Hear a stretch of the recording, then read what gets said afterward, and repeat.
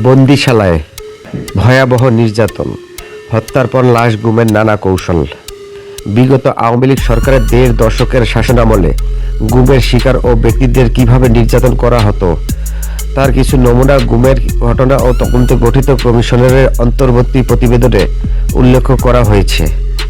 তাতে উঠে এসেছে গুমের পর বিভিন্ন বাহিনীর সদস্যরা কিভাবে নির্যাতন চালাতেন, হত্যার পর কিভাবে লাশ গুম করা হতো তার বর্ণনাও পাওয়া গেছে।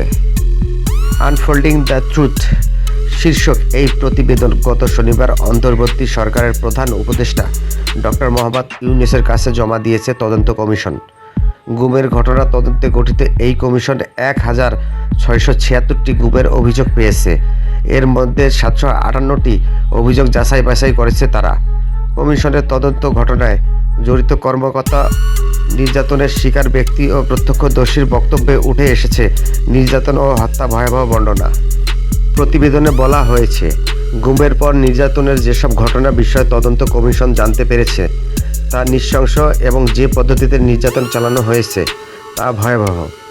তবে সামরিক কর্মকর্তাদের সঙ্গে পুলিশের মতো অন্য বাহিনীর নির্যাতনের ঘটনার বেশ পার্থক্য দেখা গেছে।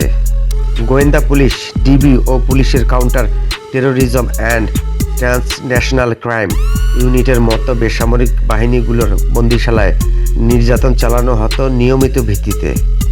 গুম কমিশনের তদন্তে উঠে এসেছে নির্যাতনের ক্ষেত্রে এমন কিছু যন্ত্র সরঞ্জাম ব্যবহার করা হতো যেগুলো শুধু নির্যাতন চালানোর জন্যই তৈরি। একই জায়গায় নিরাপত্তা বাহিনীর কর্মকর্তারা নিয়মিত নির্যাতন চালাতেন। গুমের শিকার ব্যক্তিদের কথা থেকে জানা গেছে, বন্দিশালার কাছাকাছি অবস্থানে বসে অফিস করতেন কর্মকর্তারা। আশপাশে নির্যাতনের শিকার ব্যক্তিরা যন্ত্রণায় কাতরালেও শান্তভাবে কাজ করে যেতেন তারা। এতে বোঝা যায় এসব বিষয় এই কর্মকর্তাদের কাছে স্বাভাবিক হয়ে উঠেছিল। তবে সামরিক কর্মকর্তাদের নিয়ন্ত্রিত বাহিনীগুলো যেমন র্যাব ও ডিজিএফআই এর গোপন বন্দিশালায় নির্যাতনের জন্য ছিল বিশেষ বন্দোবস্ত। এসব গোপন বন্দিশালায় এমনভাবে তৈরি করা হতো যেখানকার শব্দ বাইরে থেকে শোনা যেত না। নির্যাতনের জন্য বিশেষ অস্ত্র সরঞ্জাম থাকত। শারীরিক ও মানসিকভাবে নির্যাতন চালানোর জন্য বিশেষ যন্ত্র ও সরঞ্জাম তৈরি করা হতো। কমিশন জানিয়েছেন, তদন্তের স্বার্থে এসব গোপন বন্দিশালা সম্পর্কে বিস্তারিত তথ্য প্রকাশ করা হচ্ছে না। চূড়ান্ত প্রতিবেদনে বন্দিশালা নিয়ে বিস্তারিত তথ্য তুলে ধরা হবে। নির্যাতনের ধরন ও মাত্রা নিয়ে ধারণা দিতে দুটি ঘটনা উদাহরণস্বরূপ উল্লেখ করা হয়েছে অন্তর্বর্তী ও প্রতিবেদনে। প্রথম ঘটনাটি ২০১০ সালের। রাজধানীর ধানমন্ডি থেকে এক তরুণকে তুলে নিয়ে যাওয়া হয়। এই তরুণ জানান, ধরে নিয়ে যাওয়ার পর তাকে একটি কক্ষে নিয়ে যাওয়া হয়। সেখানে কোনো চেতনানাশক ব্যবহার না করেই তার 2 ঠোঁট সেলাই করে দেওয়া হয়। দ্বিতীয় ঘটনাটি ২০১৮ সালের। এবার মধ্যবয়সী এক ব্যক্তিকে তুলে নিয়ে যাওয়ার পর তার যৌনাঙ্গ ও কানে বৈদ্যুতিক শক দেওয়া হয়। এই ব্যক্তির উপরে ভয়াবহ নির্যাতনের ঘটনাটিও ঘটে র্যাবের এক বন্দিশালায়।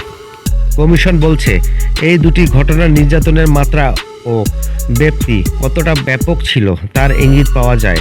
পাশাপাশি আইন শৃঙ্খলা রক্ষাকারী বাহিনীগুলোর মধ্যে এ ধরনের নির্যাতনের সংস্কৃতি তৈরি এবং এর প্রাতিষ্ঠানিক কাঠামো নিয়ে জরুরি পদক্ষেপ নেওয়ার প্রয়োজনীয়তা তুলে ধরে।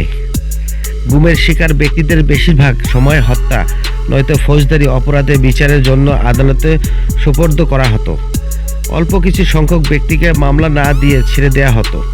ছাত্র জনতার গণ অভ্যুত্থানে গত 5 আগস্ট আওয়ামী লীগ সরকারের পতনের পর কেউ কেউ ছাড় পান। গুমের দ্বিতীয় পর্ব দেখতে চাইলে সাবস্ক্রাইব করে আমার পাশে থাকুন। ধন্যবাদ সবাইকে।